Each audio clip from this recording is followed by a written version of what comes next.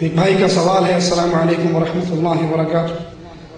سید توصیف الرحمان راشدی صاحب، سوال یہ ہے کہ کشمیر کے جو حالات ہیں اور خون خرابے کا جو ماحول ہے، کیا ان حالات کو جہاد کہا جائے گا یا فساد کہا جائے گا؟ قرآن و حدیث کی روشنی میں جواب دیں۔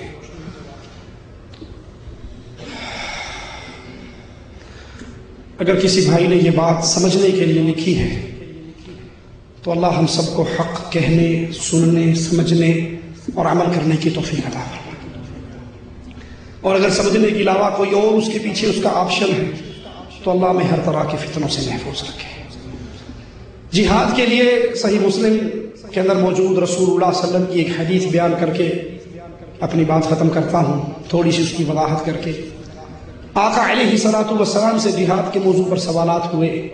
ایک شخص مال کے لیے لڑتا ہے، ایک قوم قبیلے کے لیے لڑتا ہے، اور ایک مال غنیمت، وطن کی آزادی، زمین کا ٹکڑا۔ اللہ کے نبی جہاد کون کر رہا ہے؟ کون سا مجاہد فی سبیل اللہ ہے؟ تو رسول اللہ صلی اللہ علیہ وسلم نے فرمایا، من قاتل لتکون کلمۃ اللہ ہی العلیا فہو فی سبیل اللہ۔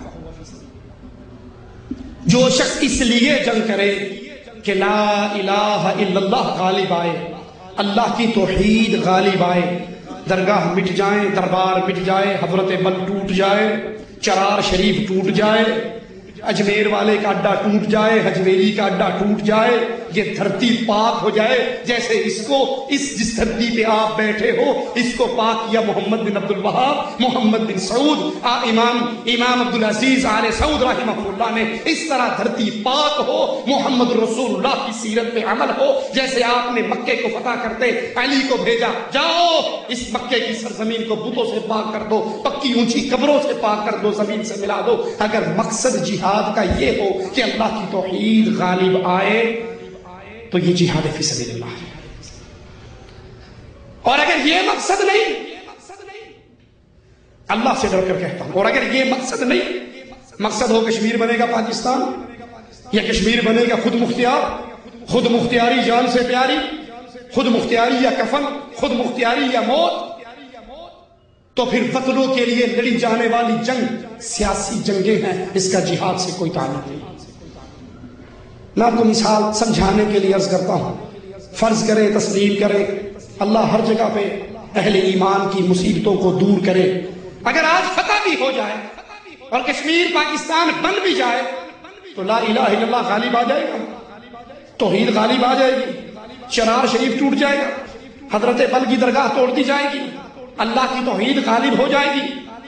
نہیں ہوگی۔ وہی جو نظام پہلے سے باقی علاقوں میں موجود ہے وہی وہاں پر نافذ ہوگا، تو اسلام کی کون سی خدمت ہوگی؟ وطنوں کے لیے لڑی جانے والی جنگیں جہاد نہیں ہوا کرتی۔ یہ وطنوں کی لڑائی ہے، یہ سیاست کی لڑائی ہے، یہ ایجنسیوں کی لڑائی ہے۔ اور ہاں، اگر لڑائی کا مقصد یہ ہو ہم نے یہاں سے شرک کو مٹانا ہے، ہم نے یہاں پہ توحید کو غالب کرنا ہے، تو یہ جہاد فی سبیل اللہ ہے۔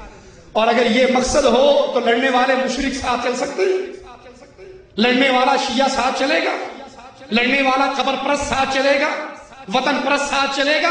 اور ساری علاقوں کو آپ جا کر چیک کر لیں، اس میں شیعہ بھی لڑ رہا ہے، بریلوی بھی لڑ رہا ہے، وطن پرست بھی لڑ رہا ہے، کیمونسٹ بھی لڑ رہا ہے، لبریشن فرنٹ والا بھی لڑ رہا ہے، البرق والا بھی لڑ رہا ہے، یہ سارے لڑ رہے ہیں، جن اور سارے اپنی لڑائی کے نقطے پر متفق ہیں۔ آپ اس میں دونوں کے ہاتھ ملے ہوئے ہیں، تو یہ واضح دلیل ہے کہ ان کا مقصد اللہ کی توحید کو غالب کرنا نہیں ہے۔ اگر اللہ کی توحید کو غالب کرنا ہوتا تو کبھی مشرک کے ہاتھوں میں ہاتھ نہ دیتے۔